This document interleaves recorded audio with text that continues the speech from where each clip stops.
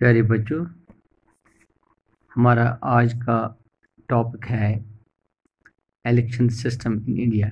जैसे कि आपको मालूम है, ये पॉलिटिकल साइंस का क्लास है, हायर सेकेंडरी वारपाड़ा, और हम शुरू करने जा रहे हैं आज का टॉपिक।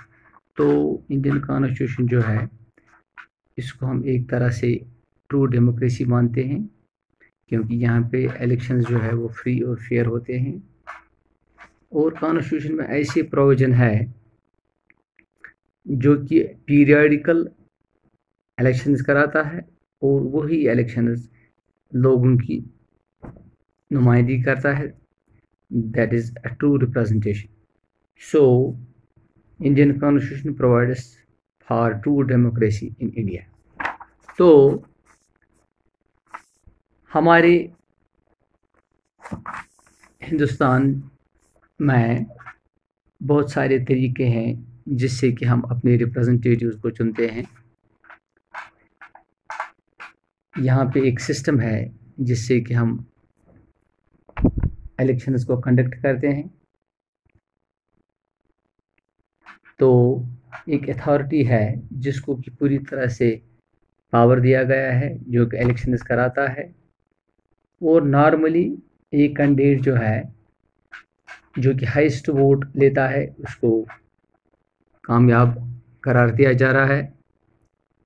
सो एक system, there is a system of conducting elections and an authority is vested with the power of conducting elections.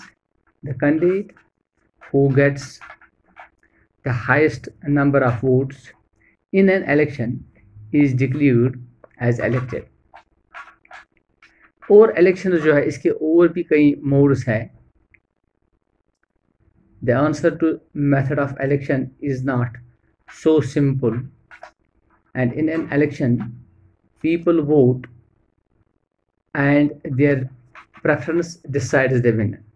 लोग जब वोट डालते हैं और उनकी प्रेफरेंस जिस कैंडिडेट की तरफ होती है, या इनकी जो भी चॉइस होती है, वही एक कैंडिडेट को कामयाब कैंडिडेट करार देती है।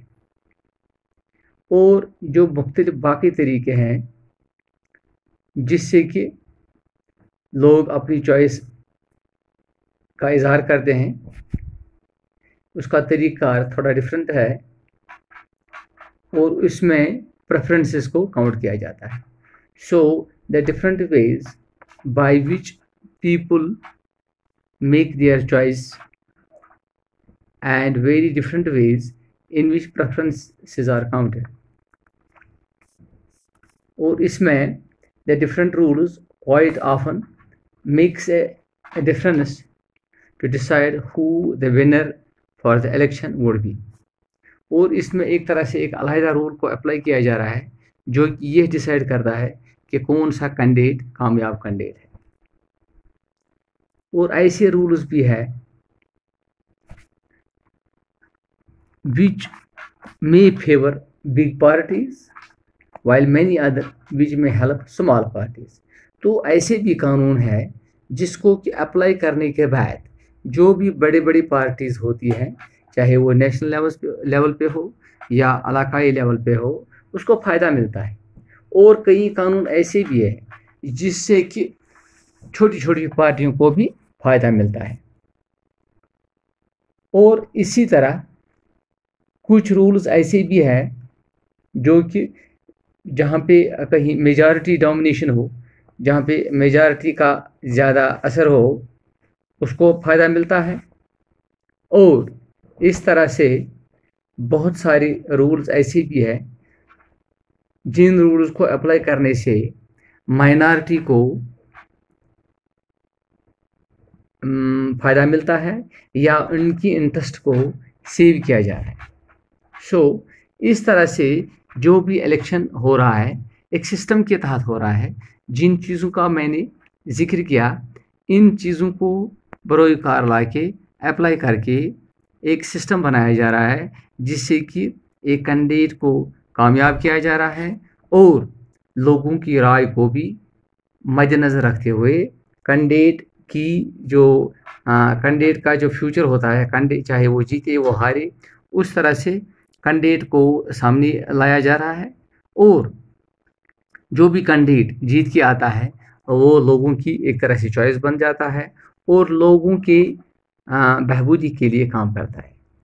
सो एक इलेक्शन सिस्टम जो हिंदुस्तान में है इसमें बहुत सारे तरीके हैं, जिसमें कि कहीं फ़ायदे भी है, कहीं नुकसान भी है, और इस तरह से यहाँ पे मुख्तलिफ तरीक़ारों में इलेक्शंस भी होता है, जिसका ज़िक्र हम अगली लेसन में करने जा रहे हैं। तो लेकिन जो हमारा इस वक्त का, इस टाइम का जो फोकस है वो यही है कि हिंदुस्तान का जो इलेक्शन सिस्टम है वो एक तरह से रिप्रेजेंट, जो कि ये हमारा कॉन्स्टिट्यूशन है, ये ट्रू डेमोक्रेसी को जाहिर करता है, क्योंकि यहाँ के इलेक्शंस लोगों के मन के मुताबिक और एक ख़ास मुद्दत के दरमियान किए जा रहे हैं और इलेक्शंस को फ्री एंड फेयर तस्वर किया जा रहा है और कॉन्स्टिट्यूशन के ज़रिए ही इलेक्शंस को किया जा रहा है और एक तरह से ट्रू रिप्रेजेंटेशन, जो लोगों की रिप्रेजेंटेशन होती है, उसी को सामने किया जा रहा है। Thanks, this is sufficient for today.